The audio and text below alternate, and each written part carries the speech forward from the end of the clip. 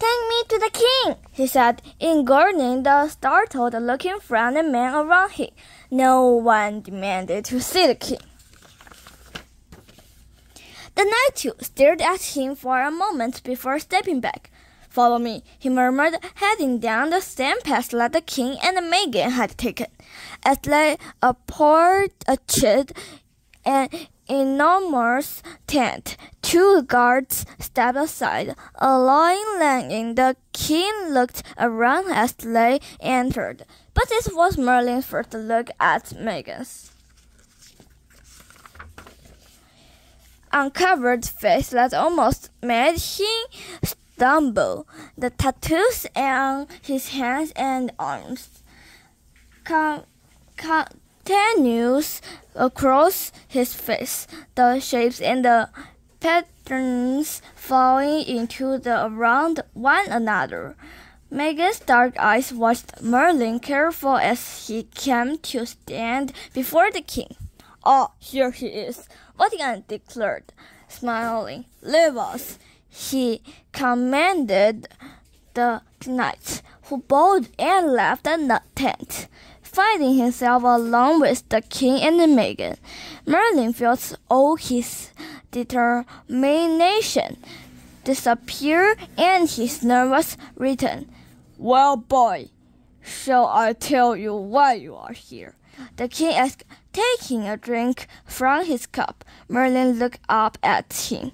"You want to build a tower?" he said. "Indeed I do." The king stood and made his way towards the tent flap, guiding Merlin alongside him. Megan followed, sweeping aside the flap. They stepped outside. "I want to build the strongest,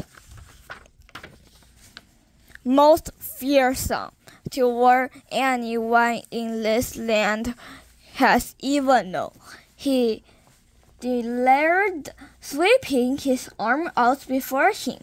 "But it has proven difficult each time we try." "I know," Merlin interrupted. I hear the man talking. I think I know what the problem is, and I think I can help." The king smiled, but old friend Linus was gone now. His hand clamped down, hurt on Merlin's shoulder.